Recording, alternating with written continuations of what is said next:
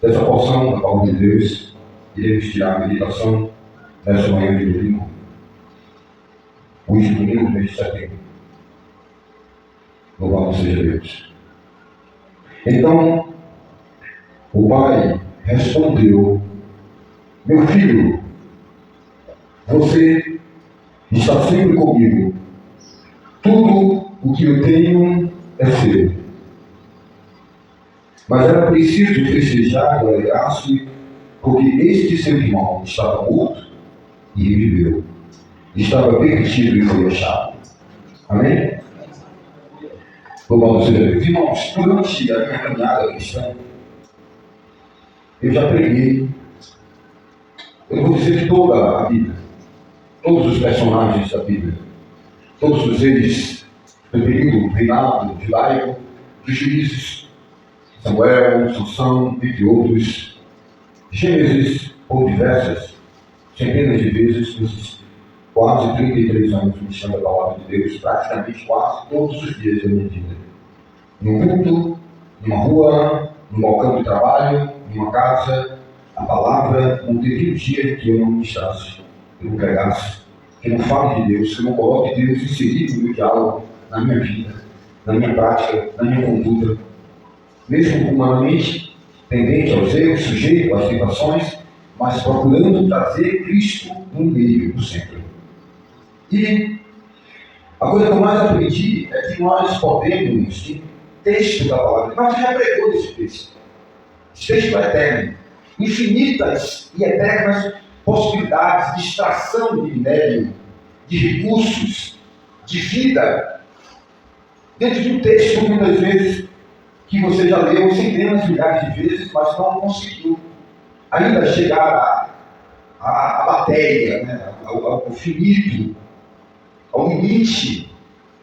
No fundo do poço sempre tem ali algo ainda a ser dito, a ser falado, a ser revelado. Porque você vai amadurecendo e você vai conseguindo desenvolver paladares na sua degustação, né? Coisa que você não conseguiu, você como não sobe há tantos anos, mas de repente ela passa aquele outro sabor, é que você amadureceu o seu paladar. O sommelier, aquele que prova o vinho, aquele que o pessoal que prova o café, ele vai desenvolvendo o seu poder palativo, degustativo. Assim é a palavra do Eterno Deus. Diz que o homem tira coisas novas, coisas velhas, né, dentro do seu coração, coisas boas, tesouros. E hoje pela manhã, falando para minha esposa, dizendo: estou pedindo a Deus uma palavra que possa falar aos nossos corações. E eu acho que a necessidade da igreja que conhece o Espírito Santo. Então eu com a minha inteligência racional, eu vou para uma prova do Enem. E ali, o camarada lá do Enem, o Ministério da Educação, colocou um tema para que eu possa desenvolver o tema. Eu não sei qual é o tema, tirar lá de bate-pronto que é o tema. Como é que eu desenvolvo o tema? Através do meu conhecimento, através da minha largueza de literatura, de conhecimento. Sempre tem um tema político, um tema geográfico, um tema histórico, um tema social. Então você pega ali e você desenvolve isso como? Através do seu raciocínio, através da sua consciência. Mas as coisas de Deus, o que é que o Senhor Jesus diz para os discípulos? Quando você for levado diante da autoridade, diante de pessoas para testemunhar, para falar, quem é que vai falar? O Espírito Santo vos lembrará. Pode ser várias traduções aqui do original.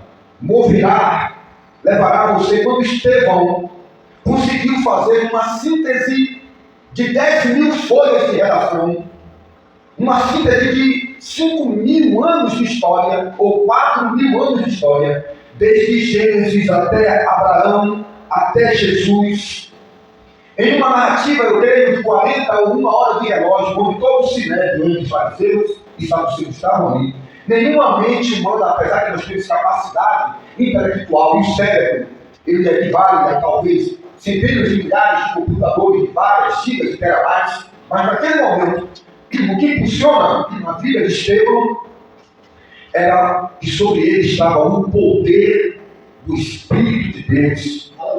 Não de trazer uma tese ou uma antitese, mas trazer algo concreto, irresistível e que ninguém pudesse derrubar, porque era perfeito, era perfeito, era vindo do próprio Deus. e ele estava com o seu coração alargado. Quando Paulo fala, Deus alarga meu coração ao Coríntios. Então, essa largueza, esse esticamento do coração, onde existe um campo propício para a proliferação, a manifestação das coisas espirituais. Prepara a tua vida, purifica, santifica e serás um vaso de honra ao Senhor.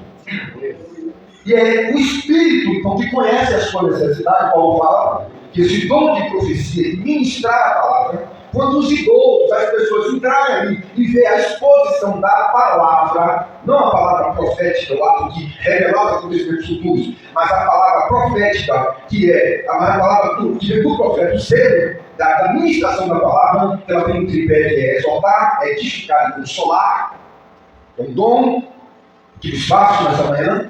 E aí as pessoas que entrarem ali dirão, Deus está neste lugar, porque ninguém sabia que eu estou passando, ninguém sabe das minhas necessidades emotivas ou físicas, e esta palavra ela veio ali no mundo espiritual e sanou, e resolveu, e consolou, e exortou, e edificou. Então, não é um texto cansativo, não é um texto que, essa mensagem já foi lida. Então vamos lá. O filho pródigo, nós temos a história dele, nós temos a história do seu irmão mais velho, o primeiro, o primogênito, talvez. Dois irmãos, um pai, dois filhos. Talvez representando a graça, representando a lei, representando a antiga aliança e a nova aliança. E ali nós observamos que o filho mais velho estava revoltado. Porque o mais novo estava tendo privilégios que ele nunca tivera. Ele estava tendo privilégios que ele nunca tivera. Ele estava ali revoltado. Nós conhecemos toda essa história. E hoje, quando eu perguntava ao Senhor sobre o que você precisava ouvir nessa manhã aqui, o que a irmã dele, irmão Daniel, que atravessava a Macedônia, acordava mais cedo para ver que todos nós preparou o café da manhã dos seus filhos, deixou tudo certinho, daqui a pouco cheio tudo, e atravessou esse assalto com a proteção de Deus. E você que estava aqui, esse é o primeiro de muita gente, por sinal, mais perto, ele veio 28 quilômetros, ele está a 1 quilômetro e tem que ser um pouco mais do tempo, com as coisas de Deus. E o que acontece? O que é que a irmã dele, que montão, a Suede, Jurandir, as Suedes, as Ribas, estariam ouvindo essa manhã? O Espírito sabe? E ele me deu esse versículo aqui, e eu fiquei pensando, mas ele falou sobre uma palavra dentro do coração, ele disse assim, fala sobre pertencimento. Mas eu disse, e qual o texto que vai endossar essa palavra pertencimento? Jesus disse, lembra do filho mais velho? Ele não se sentia família, ele não se sentia dono de nada. O filho pródigo, ele levou apenas a parte que pertencia a ele. Ele levou apenas a herança que era dele. E não levou nada mais que ninguém. Mas o filho mais velho, tudo que tinha era o que o pai tinha. E quem tinha mais? Quem levou mais? O filho mais novo, que levou apenas os R$1.000 que era dele? Ou quem tinha mais? O filho mais velho, que toda a fortuna do pai?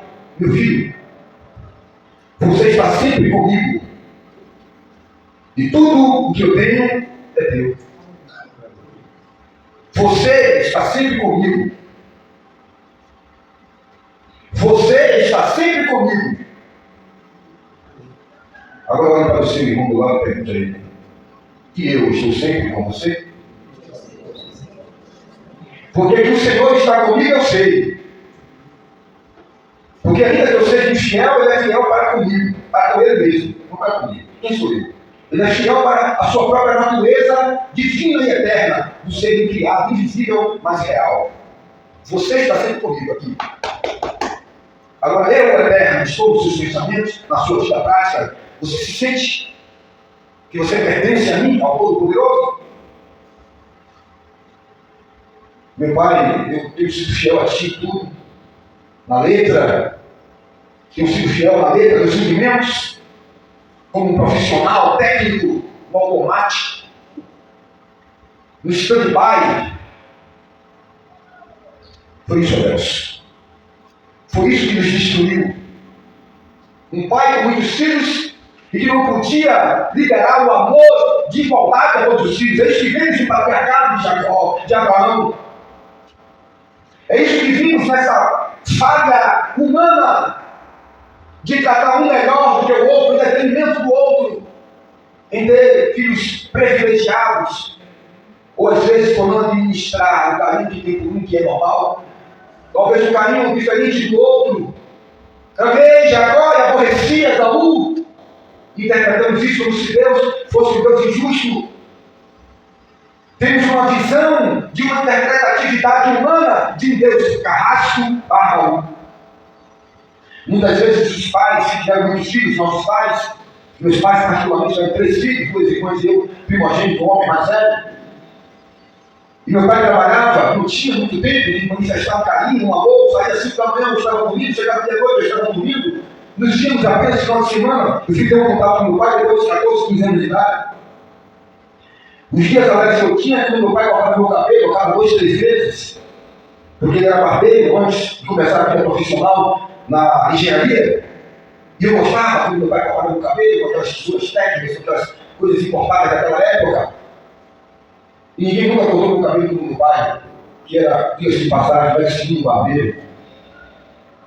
E era o contato que eu tinha. E muitas vezes, talvez o seu pai, ele tinha uma tendura pelo seu irmão, caçula, e talvez você se sentia o patinho feio da história. Isso você foi sendo formatado para tentar chamar a atenção do seu pai. E às vezes existem pais e mães narcisistas.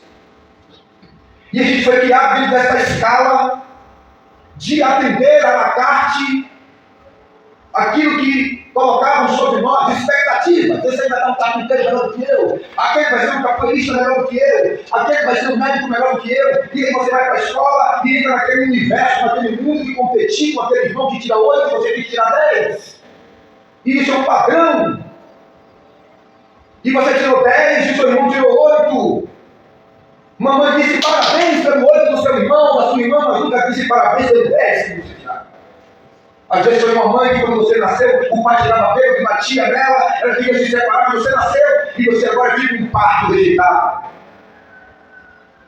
Ela olha para você e lembra de todas aquelas desgraças, aquele passado que ela teve, e você é um marco registrado. Assim como Israel, quando passava e tinha uma vitória, eles colocavam uma pedra, erigiam um altar, um memorial, e diziam, quando toda a geração passar aqui, saberá que é Bethesda, até aqui nos ajudou o Senhor. E o memorial que muitas vezes as pessoas têm de você, é que você vai lembrar um momento de angústia e de desgraça na vida delas. Foi aquele encontro que namorou com o marginal e você nasceu. E você ouvia a sua avó, o seu avô dizendo, tá vendo que aqui deu a festa do filho? Você se encontrou com aquele marginal e aí nasceu fulano, ciclano. E você estava no canto da porta e ouviu um negócio desse. Um parto, uma gestação indesejável. Isso marcou e mudou o percurso da sua vida. Ainda que foi num momento acalorado que as pessoas falam sem pensar. E você foi rejeitado, depois sua mãe teve um outro relacionamento e passou a amar aquele homem que a tratou como ninguém nunca a tratou e teve um outro filho, aquela questão de Sara, Agar, Ismael e Isaac. Tudo foi acertado direitinho, mas depois que Ismael nasceu, a Sara começou a judiar de Agar. E aí fica aquele ambiente, pai de um, mãe de outro, filho de um pai, filho de outro pai.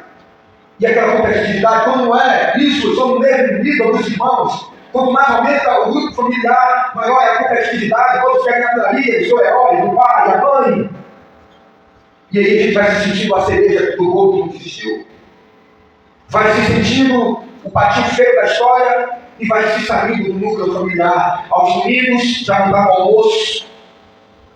No Natal já não está na ceia. E as pessoas sentem a falta dela, mas ela tem esse rancor dentro da alma e não se sente acolhida, não se sente no pertencimento. Talvez foi esse sentimento que estava paginando, que estava falhando a vida do filho mais velho, que nunca recebeu sequer um bolo de chocolate comprado na padaria com uma vela de 7 dedos em cima. Parabéns para você pelo seu aniversário. Nunca recebeu sequer um saco de jujuba no dia de aniversário. Se quer levar aquele circo velho de Lamagar,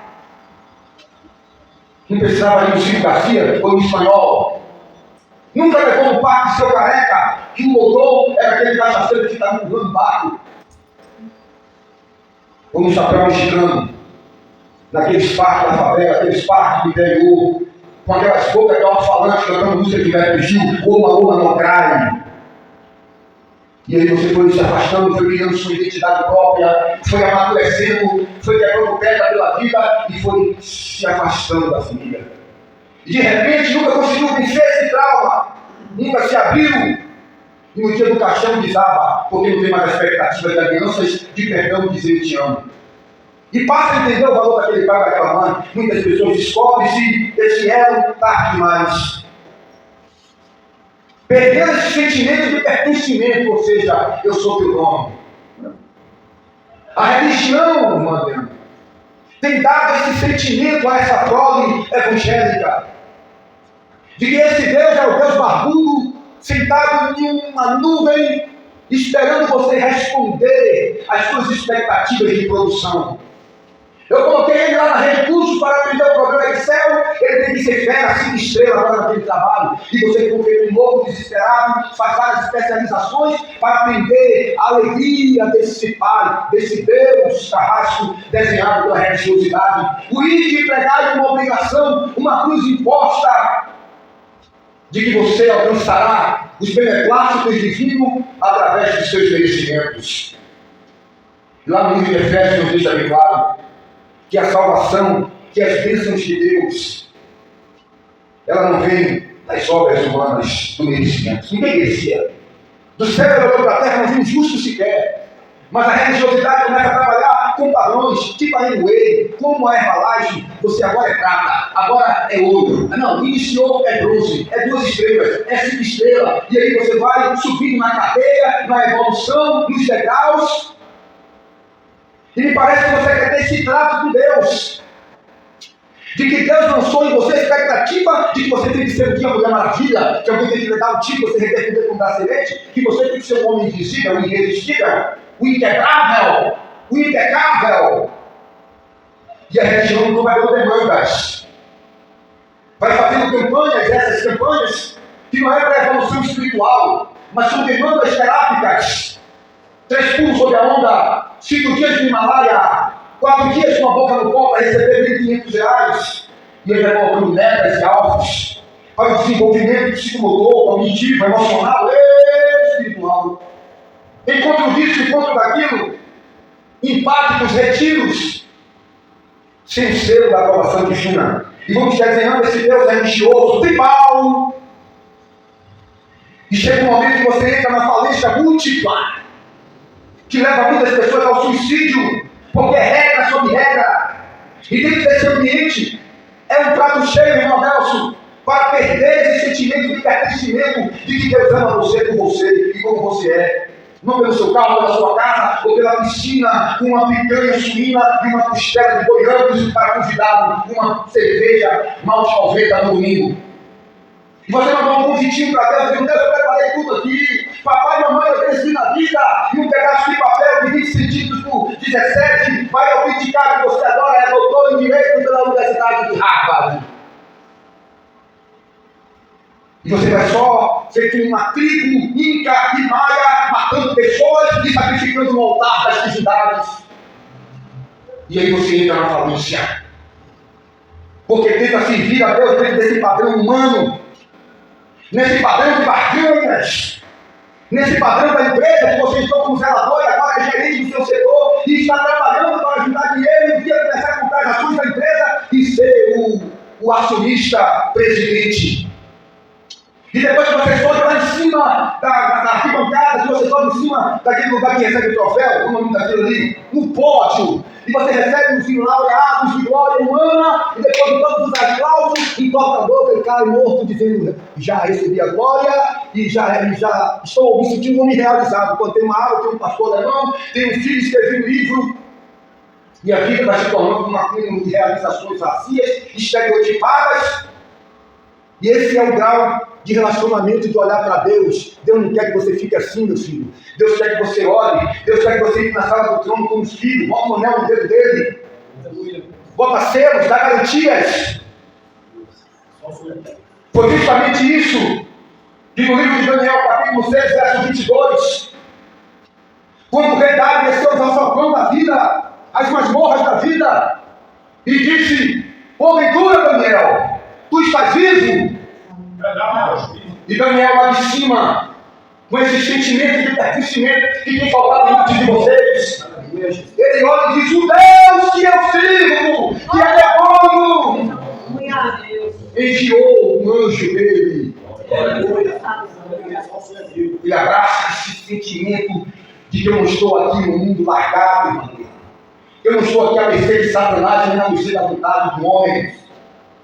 De que tudo vem com a permissão de Deus, como pregamos aqui na quinta-feira, quando Simei amaldiçoava Davi, e alguém fez uma proposta para arrancar a cabeça de Simei, e Davi disse alto lá, porque se ele está me amaldiçoando é porque Deus permitiu.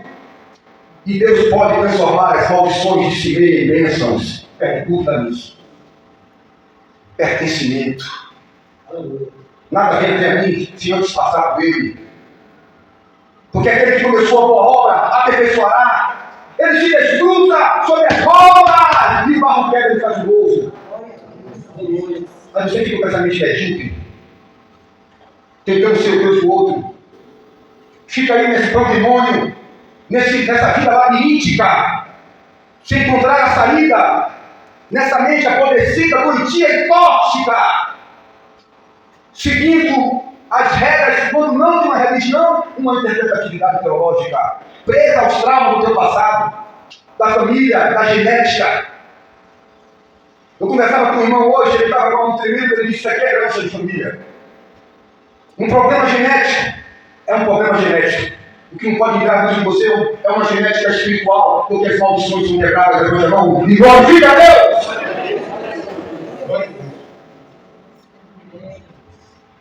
O Deus ao qual eu cito muitas palavras, o Deus que é meu nome. Tem muitas pessoas que estão em religiões de matrizes africanas, que tem mais esse sentimento de que Exu ou um toma conta da vida deles, que eles estão com contra um, que eles estão com aquelas portas dos seus pactos, dos seus percursos. Eles se sentem muito mais protegidos.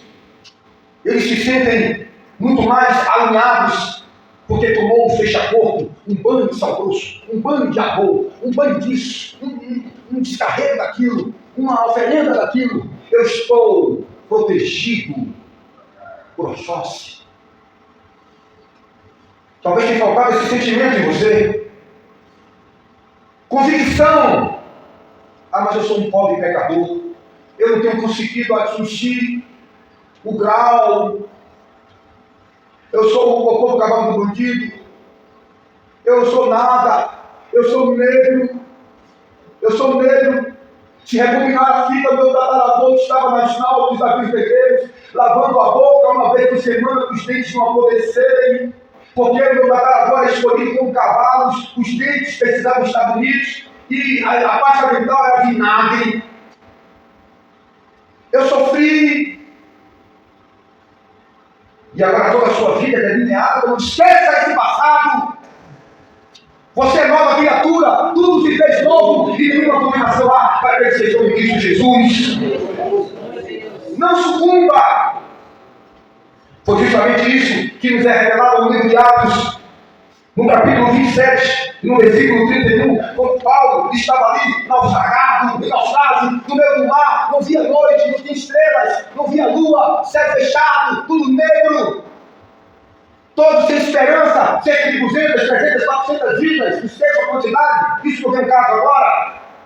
Detalhes.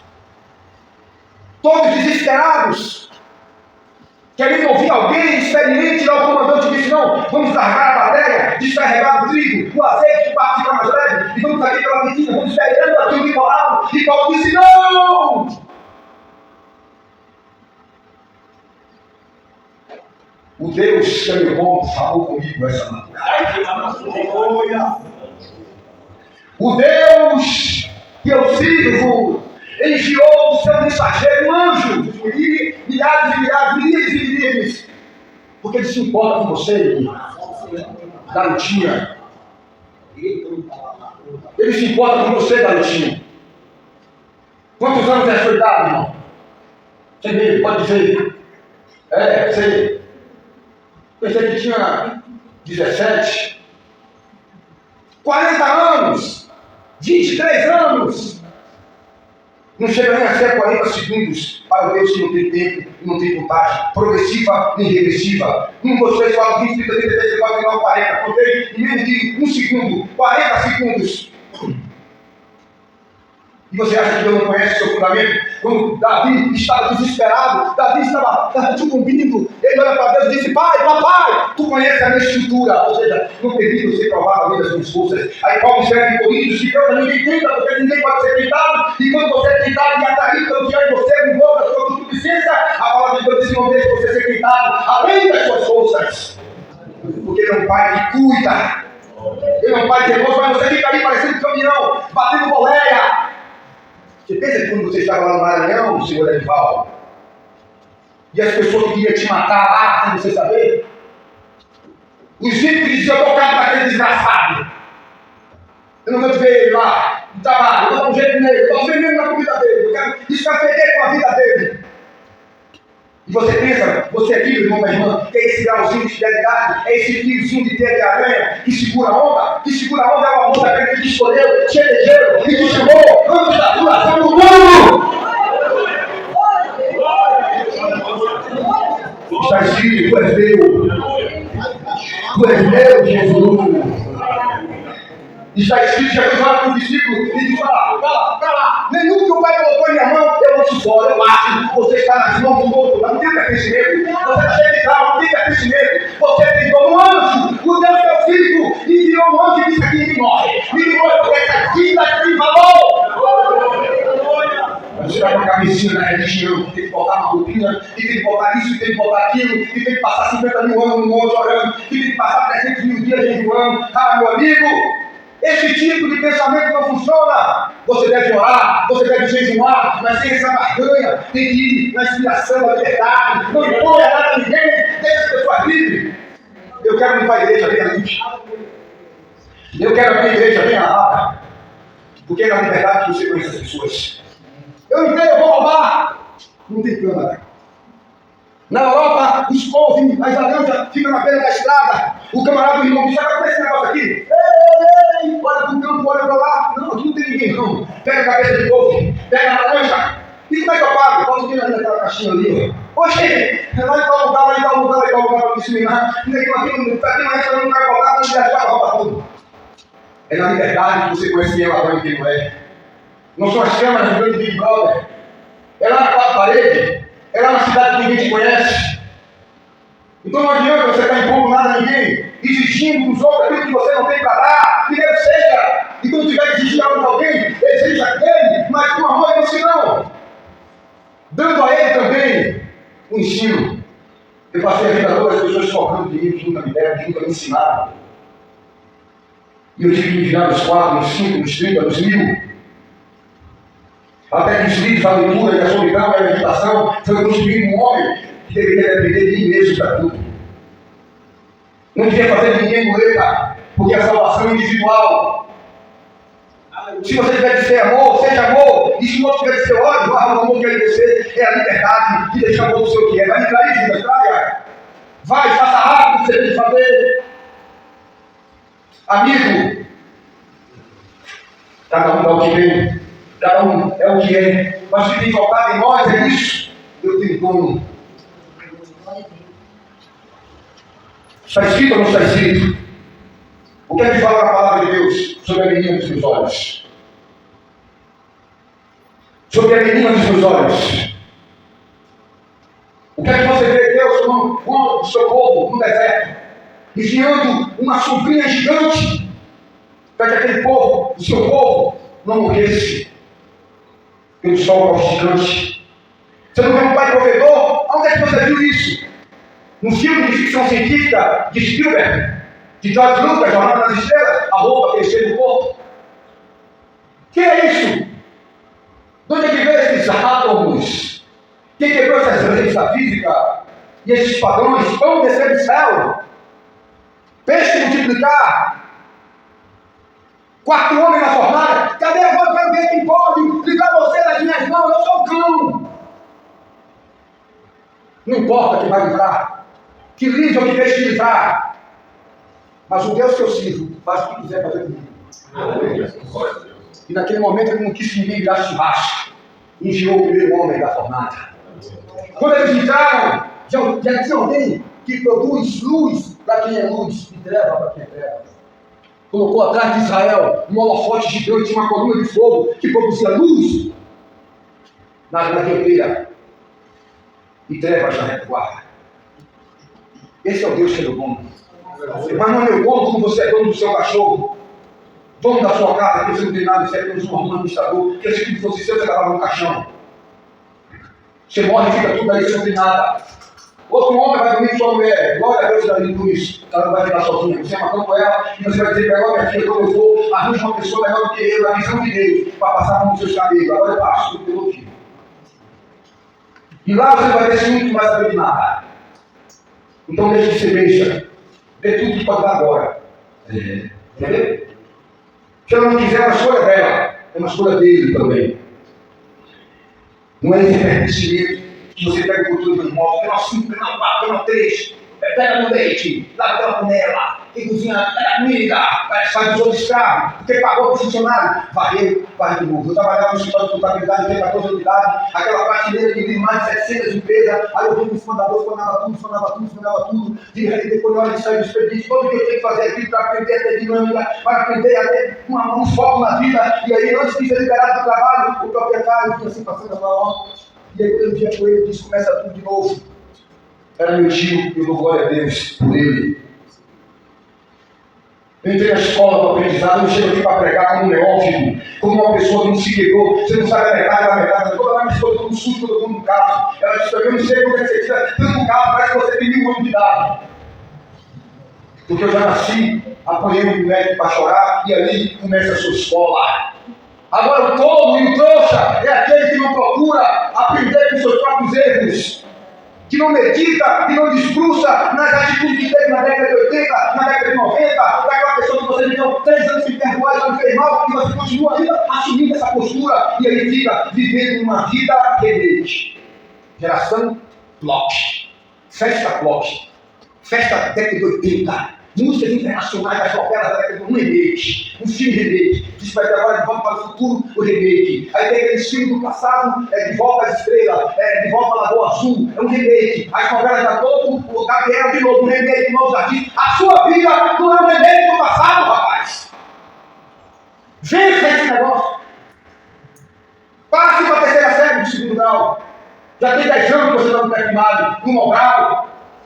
E todo mundo tem as mesmas lições, você é reprovado na mesma luta, no mesmo problema, na mesma luta, no mesmo problema. Por quê? Não falou para ver? Que as bênçãos podem estar retidas. Eu encerro essa mensagem com uma palavra do meu grande amigo que eu amo, Jó. Fique bem. Quando todos não entendiam, quando as pessoas se disseram, presta atenção no fechamento, e é no fechamento que vem uma massa quente de cera derretida para receber o sinete que veio de cima. A cera já está quente desde quando começou o culto. Agora Deus vai meter o sino do sinete para selar a chaleira, a tampa da chaleira para voar. Ninguém conhecia, ninguém sabia de nada, o processo era com Jó. Nem mesmo Jó sabia da demanda do diálogo com Deus. Jó passa a dialogar com Deus e Deus com Jó. Mas sempre Deus conta a Bíblia desse que serve. E não está entendendo que não tem clone, não tem xerox. Até mesmo se você fazer aí uma virada de 360 graus, 180 graus, 190 graus, você vai ver que aqui dentro desse recinto não tem ninguém com a mesma roupa que está vestindo. Talvez as peças íntimas sejam as mesmas coisas. Ninguém vê isso e mostrar que está oculto. Estrago de início, que é a justiça humana, que a Bíblia fala. E se você fizer aí, não tem ninguém igual você, tem Deus de vasos, não se meta. Se puder ajudar, ajude. Você não tem padrão de FIFA, rapaz. Ninguém tem que se enquadrar no seu padrão de FIFA. E os amigos de Jó diziam, mas é um pecado grande, mas rapaz, você não é líder, você conhece Jó como ninguém.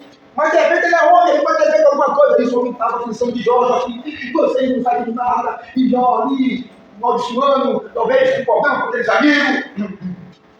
Eu sou justo, eu vou fazer isso, eu sou desagradar a Deus. E aí Deus começa a dialogar com Jó. Você está me acusando de injustiça, Jó?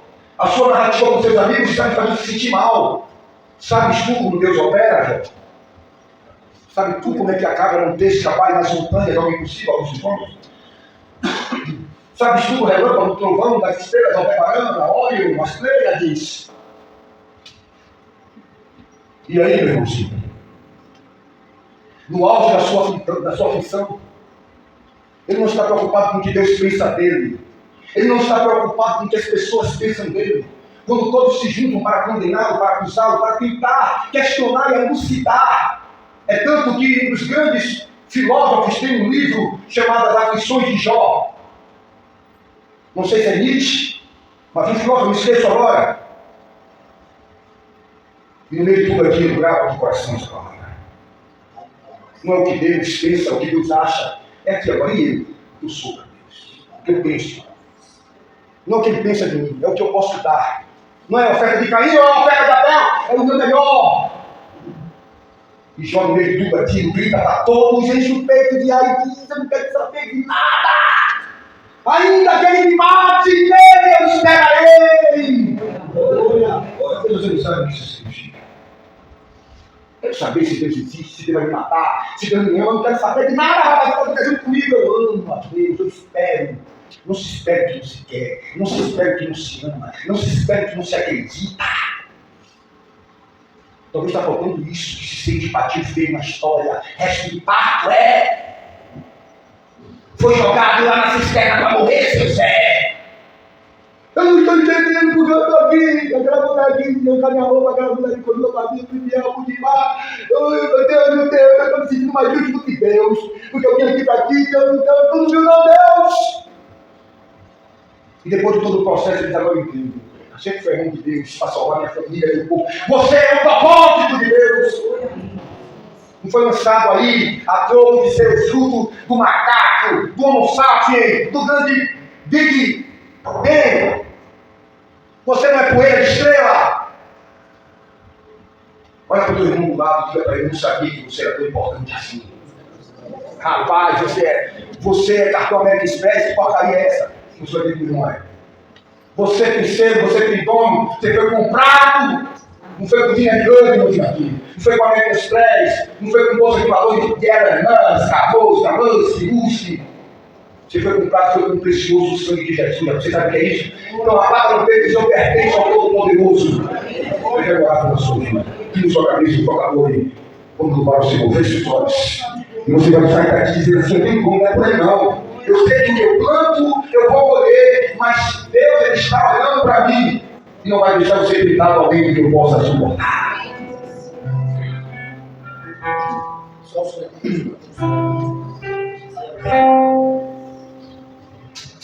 Bem-aventurado aquele que vem ao Senhor e confia perpetuamente sem poder. Prometida e de noite, antes dia sem fim, sua casa é edificada sobre a rocha. Não existe mal, não existe, minha família. E a família que habita dentro dela, o Senhor espera. Deus comigo, espera o Senhor existe. A certeza que me confronta, tudo Ele já preparou. Seu amor,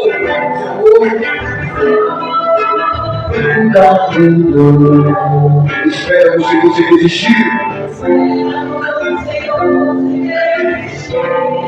Senhor Deus Todo-Poderoso, nós queremos sentir esse sentimento de pertencemos a Ti. Meu filho, Tu sempre esteve comigo. Aquele pai que vai ao encontro de Pedro diz: estou aqui, estou contigo, ó meu filho.